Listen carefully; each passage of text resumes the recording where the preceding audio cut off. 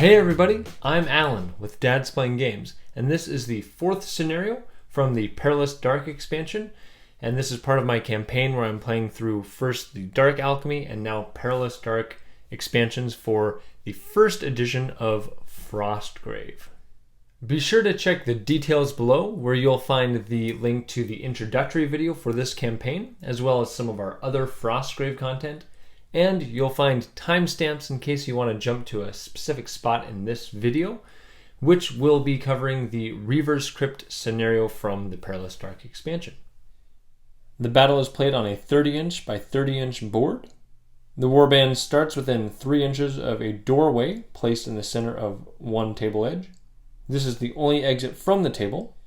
A tomb is placed in the center of the opposite table edge, and 2 more tombs are placed 6 inches in toward the center of the table from the corners of that table edge.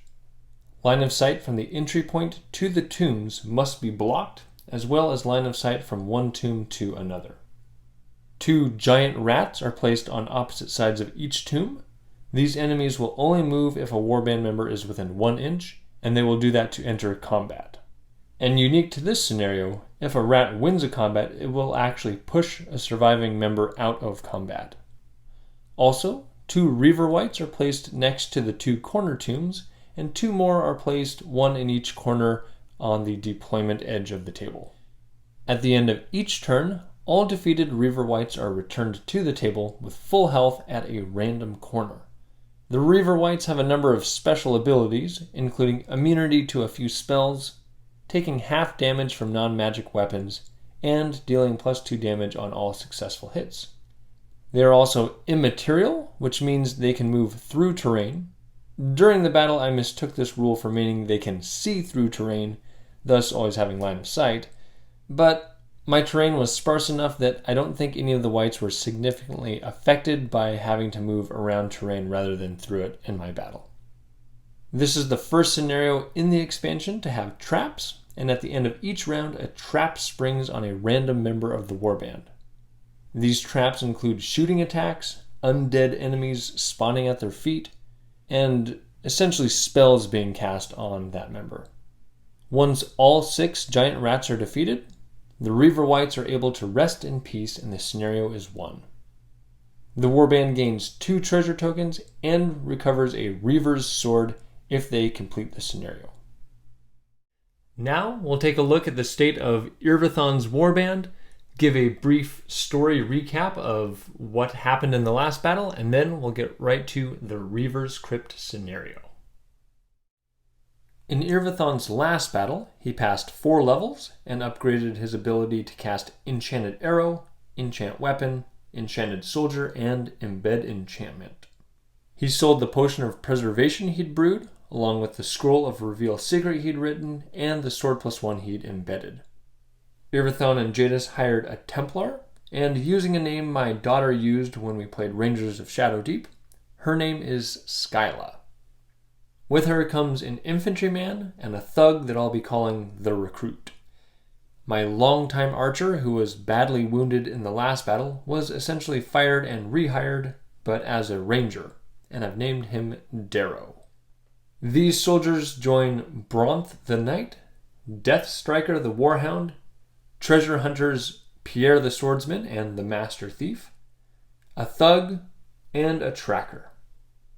And a warhound that joined me for the last battle is no longer with the team. I've given the Barbarian's Blade that I found in the last battle to Skyla, and the Sword +2 I'd found to Pierre. Eirvathon begins the scenario needing 55 experience points until his next level, and with 80 gold crowns in his vault. In their battle to destroy some magical orbs that were mutating a pack of hounds, a couple of the warband's members paid the ultimate price. The guide and former owner of the hounds laid down his life protecting a wounded soldier, and one soldier, wearing what turned out to be a cursed magical helmet, fell in combat as the helm caused him to become overconfident and wildly flail himself into combat. After burying their dead and leaving behind the guide's hound that refused to leave his master's gravesite, the team searched for the entrance to the Reaver's lair. They came across a small group of warriors, led by a noble Templar, who were there to eliminate an evil presence that was sensed in the area, and took the warband to a door they'd been unable to open. While one of the soldiers worked on picking the lock, the Templar tended the wounds of the soldiers injured by the chronohounds. Once past the locked door, the warband found themselves in a half-frozen crypt, littered with gravestones and a few large tombs. The sound of rats, chittering and running about, could be heard, and they noticed the vermin had been hard at work, digging up a number of the graves and piling bones around the crypt. Looking further into the chamber, they noticed some rats trying to make their way into some tombs that appeared to be more important than some of the others. There was a sudden low bellow that filled the room, followed by a cold wind, and the form of undead warriors rose up around the room. The Templar realized the desecration the rats were causing was awakening evil spirits, and told Eirvathon the rats must be killed to put the evil spirits to rest. However, they would have to get past the undead to accomplish their task. The battlefield's all set up. Here's the doorway that the Master Thief cracked the lock on to get into the Reavers Crypt. We've got various tombs around here with 3 main tombs down here. One there, one large one there, and another one down there. My daughter actually helped me create those. By each tomb we have 2 rats. These rats are desecrating the bones of the fallen Reavers. And then we have a few Reaver Wights, one by that tomb, one by that tomb, and then 2 in the corners by where the warband deploys. And the only rough terrain I have in this battle is piles of bone. So that's the main one that'll probably cause problems. There are a couple ones here just mainly for looks there. The battle is usually played on a 30 by 30 inch board. Mine is 32 by 32, so I'll just be deploying in a little bit, and everything else is brought in an inch on all the other sides as well. My wedding ring is in the shop, so I'll be sporting some lovely Lego bling today, as well as some dad bling. We'll roll to see which die I use. I will use the lowest number, and the enemy will use the highest number. And lowest is a 1, and highest is a 20. For my pre-game out-of-game spells, we'll start with Brew Potion, Eirvathon casting on a 14, failure, and Jadis with a -2. He also fails. Do Reveal Secret, Eirvathon on a 16, and Jadis 16 -2, so no potions, no revealed secrets. And I almost forgot about my Enchanted Soldier, Eirvathon on an 11, failure, and Jadis with a -2. It's a 9, failure on all the out-of-game spells. The warband is all set up here. We have Skyla the Templar, the Master Thief, Pierre the Swordsman with his magical +2 sword, Jadis the Apprentice, the Thug, the new Infantryman, the new Recruit who's a Thug, Death Striker, Eirvathon the Enchanter, Bronth the Knight, Darrow the Ranger, and the Tracker. Their strategy is to split off into 2 teams, so we'll see how this works. And basically right down this line, this team's going to come this way. I'll probably have Skyla try to take on a Reaver Knight by herself, while my fast treasure hunters try to come down to take out this Reaver Knight and defeat those rats. My other team is going to try to come down here. They've got some ranged soldiers who will hopefully fire some arrows at those rats and then try to get over to that crypt. To start out, Eirvathon will activate by himself, move to there on a single move, and then cast Enchanted Soldier. Casting on an 11, 12, success. And by casting some magic into these piles of bones, he has animated some to form a skeleton, which will pop up right behind him, and that has the stats of a zombie. Jadis will cast Strength on Pierre, a 7 with a -2. That's a 5. That's a 4. He will cut for 3. And since he already has that sword +2, Pierre is now a fight +8, and Jadis will move up here. For the enemy phase, starting with the Reaver Wights, we'll have this one double move over here to right there. They always have line of sight to my warband. They can see through things. And this one will do the same, moving double move over to here. In this back corner here, this one will double move to there. And the last one will double move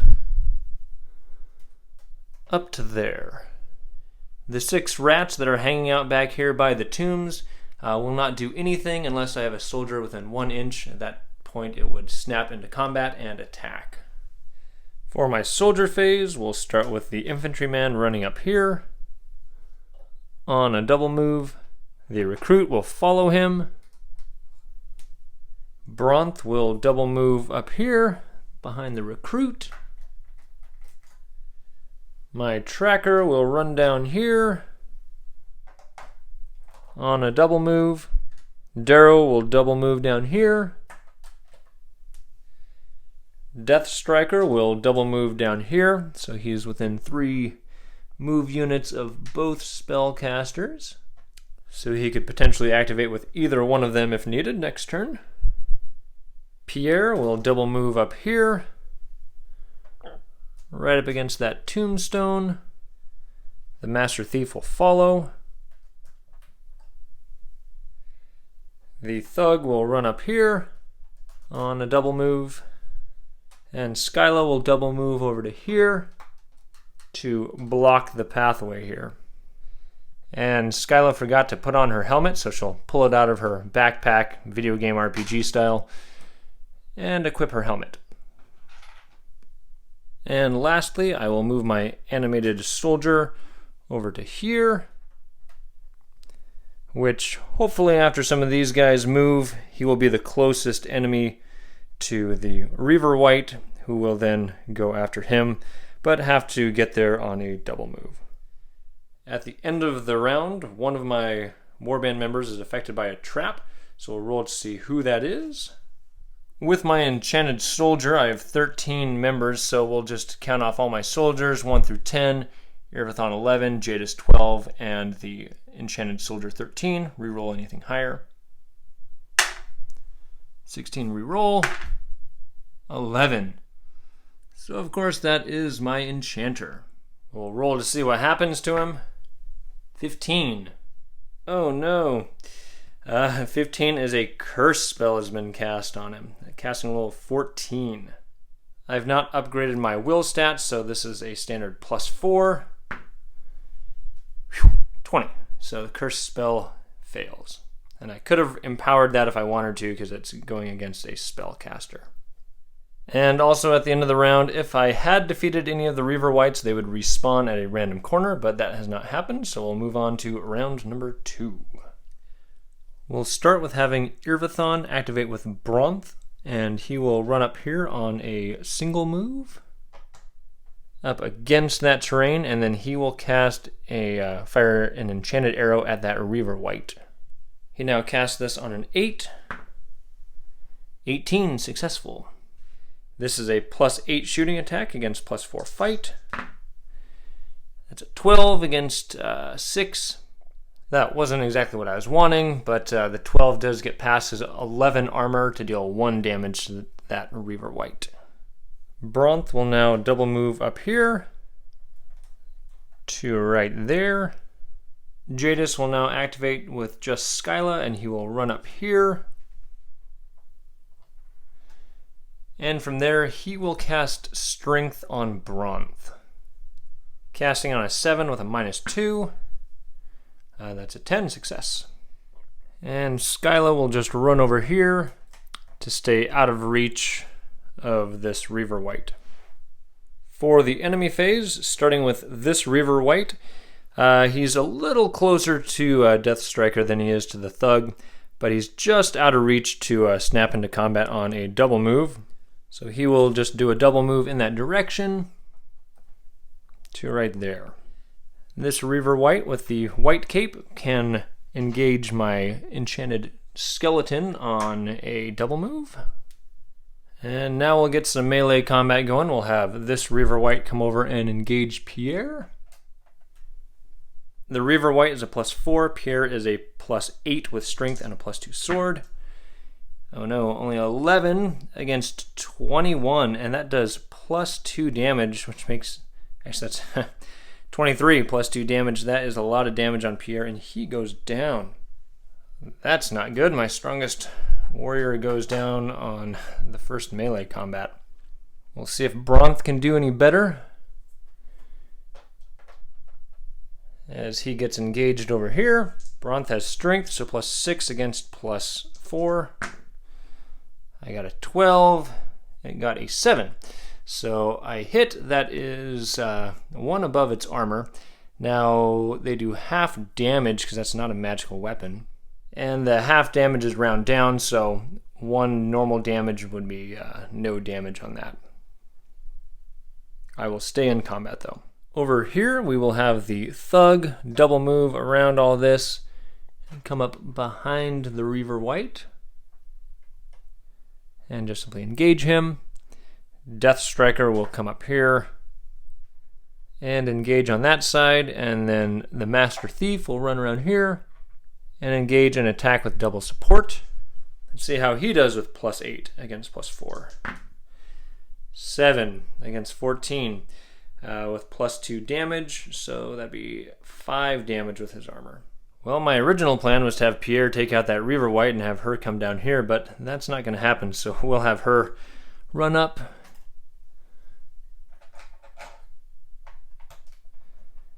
and Skyla will attack. She's obviously not outside of 8 inches from a teammate, so she doesn't get the extra bonuses, but she does still get a fight +1, so she'd normally be a fight +5, supported by 3 soldiers, so +11 against +4. There we go, a 28 to a 9. That is a magical weapon, and it does +2 damage. That is a lot of damage on that Reaver White. It had 14 health. It took 19 damage. It's defeated. Over to this side, Darrow the Ranger will kind of wind his way through here on a double move and end up right here. Next, my Tracker will double move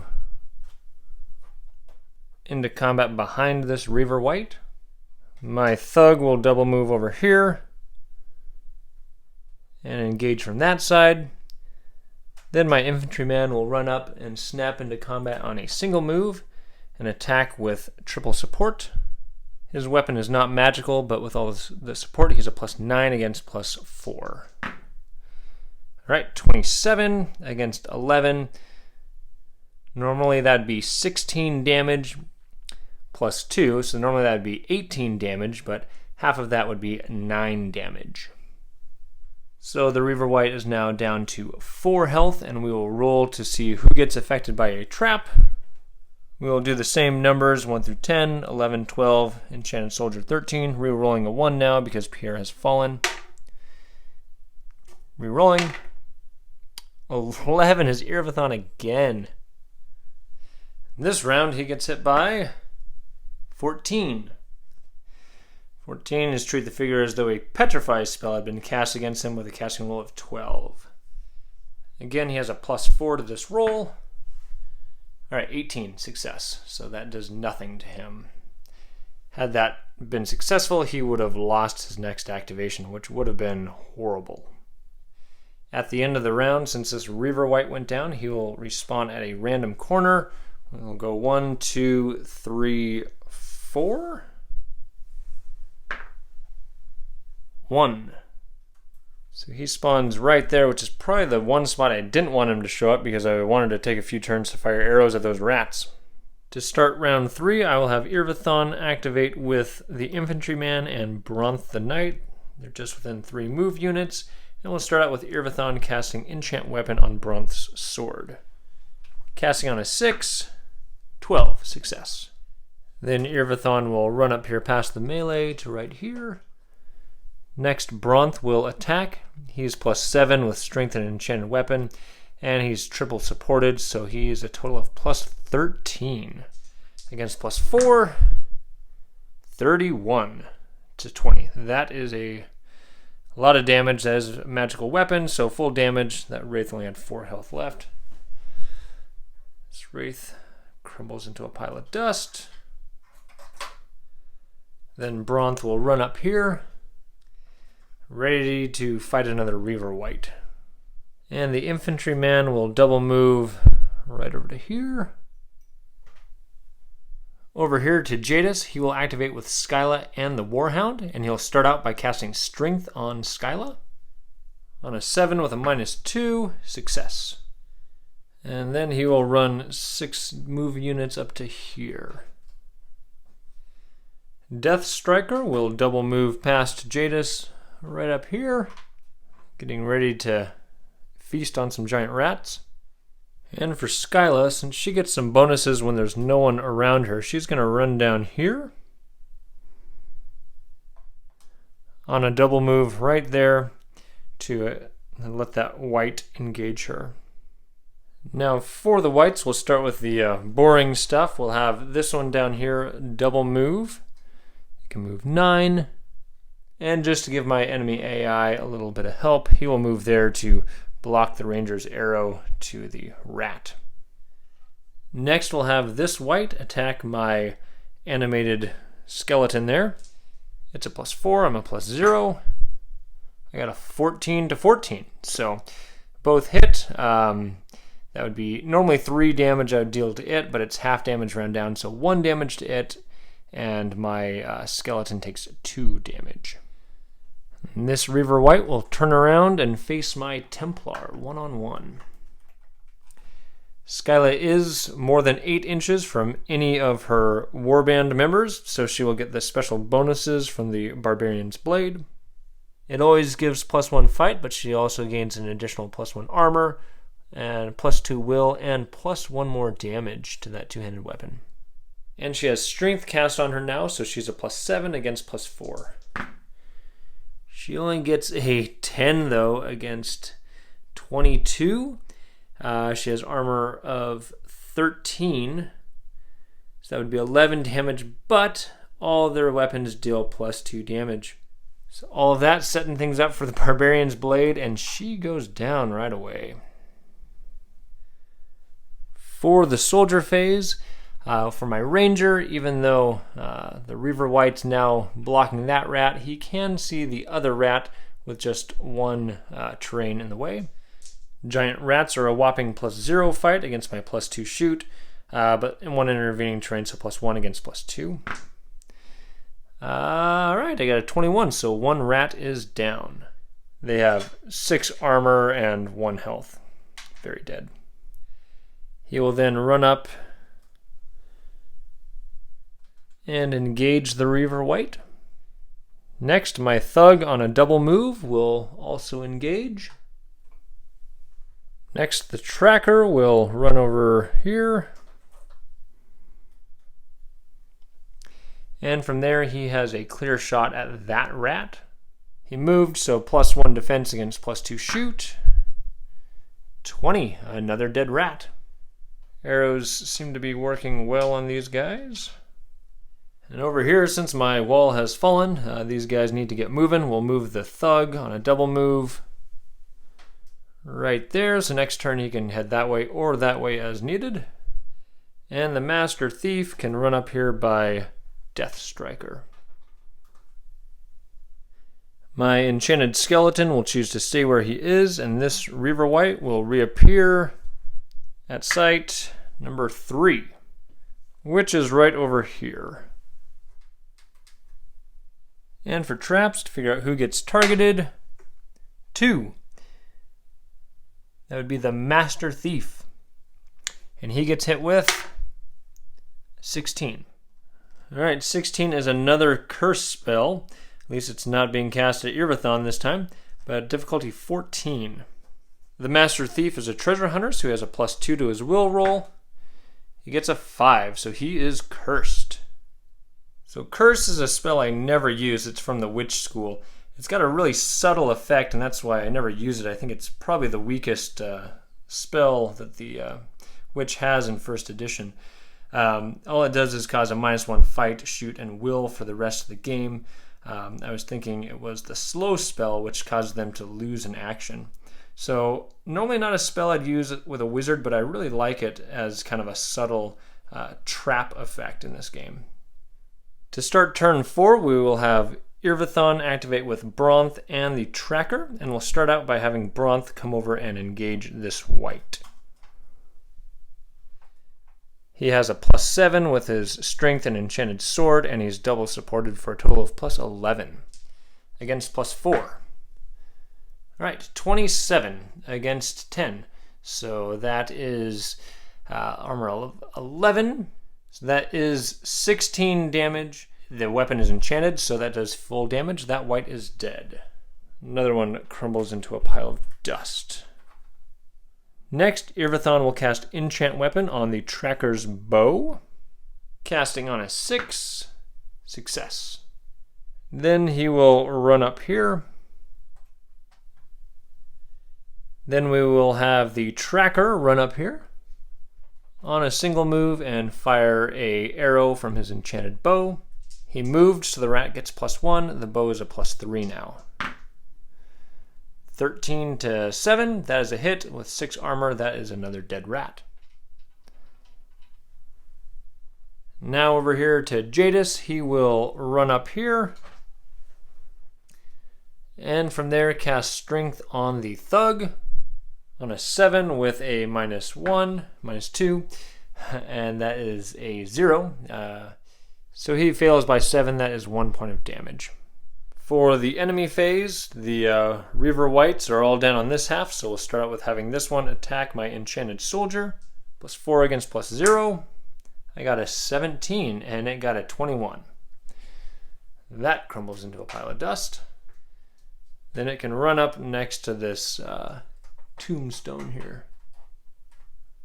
This Reaver White here will leave Skyla's body there and run past Pierre's body.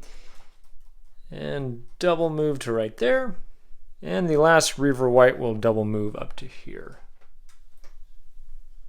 For my soldier phase, first my Master Thief will run up and engage right there.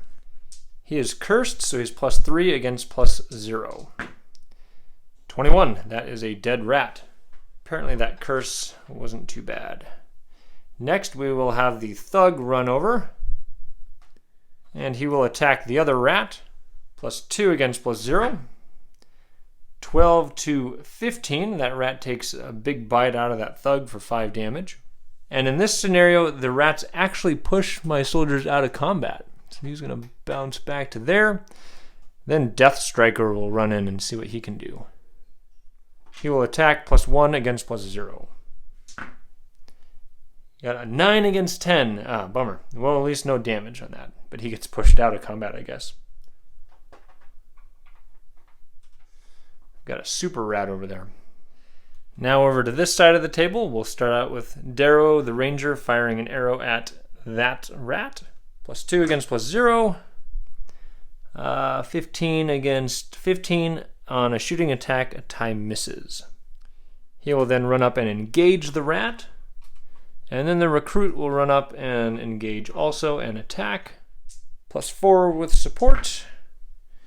It's 8 against 8. That is a tie. They only have 6 armor, so that's still 2 damage on that rat. And that one goes down. We'll just say he's down. So there is only 1 rat left on the table. For my last soldier to move, we will move this one. Infantryman will double move over to here. For the end of the round, this Reaver White will reappear at spot 1. So he is going to be able to reach these guys on his next turn. And a trap will affect soldier 17, doesn't exist. 10. That is the recruit. And he'll get hit by a 7. So a 7 is a revealed death spell getting cast on him with a target number of 20. If he fails this, he will not be able to activate next round. And he's a thug, so he has -1 to his roll. He's missing his turn.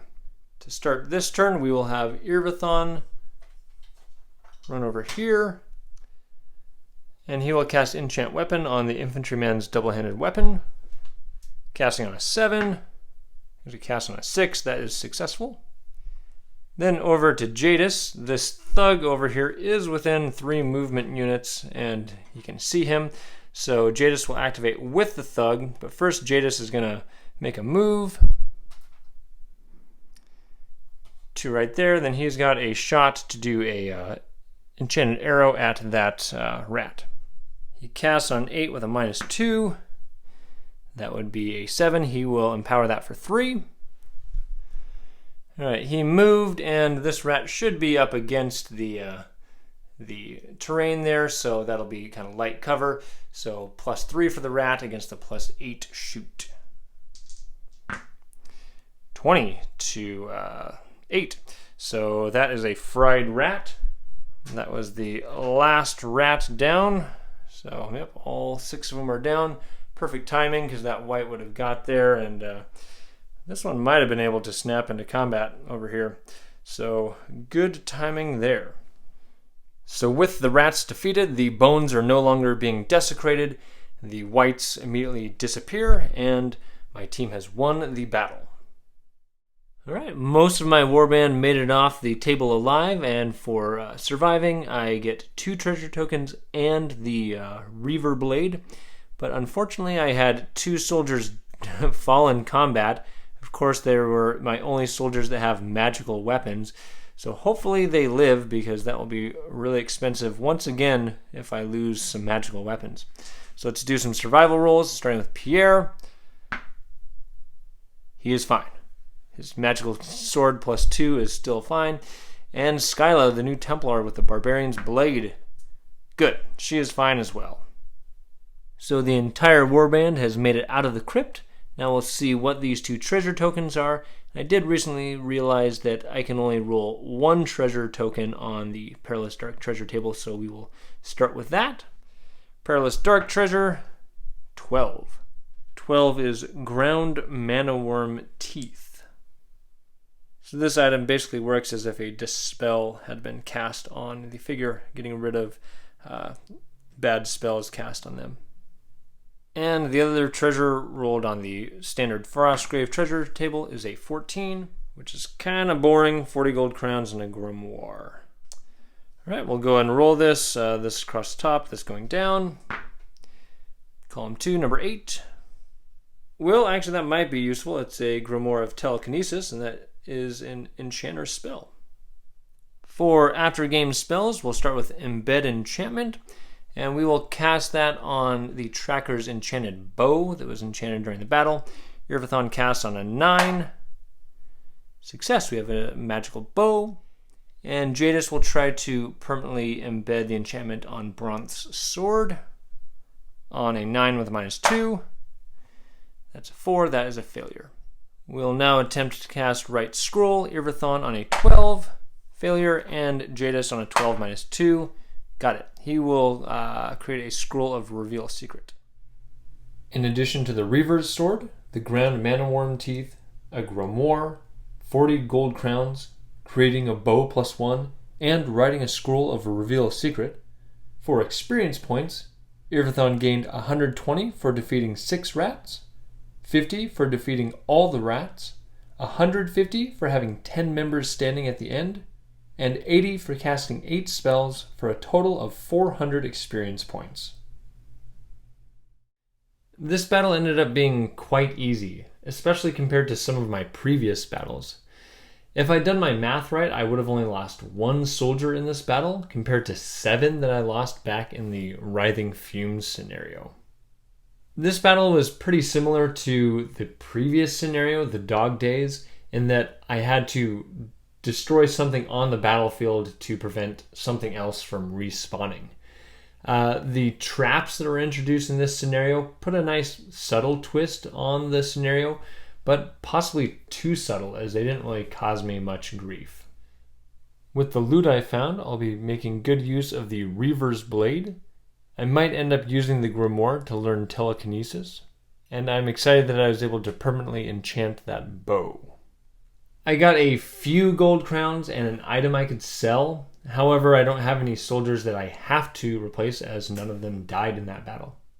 Not counting the spells that I cast, I gained over 300 experience points just from the objectives and surviving members of my warband. With the spells I cast, I gained a total of 400 experience points, and even though I had said I'm not going to use the experience point cap found in the Maze of Malcor book, I've decided to go ahead and use that at this point and going forward. I'm still not sure whether that experience cap was intended to be used for the Perilous Dark campaign, but considering I started out at level 7 when I started Perilous Dark because I'd gone through Dark Alchemy first, and because my warband seems to be getting quite powerful, that's why I've decided I will go ahead and use that cap. Plus, in this battle, I really didn't feel like I earned 400 experience points. As far as how my strategy went, I think that splitting up my warband actually worked pretty well in this scenario. It just let me get across the battlefield quicker and meant less turns I had to spend fighting respawning Reaver wights.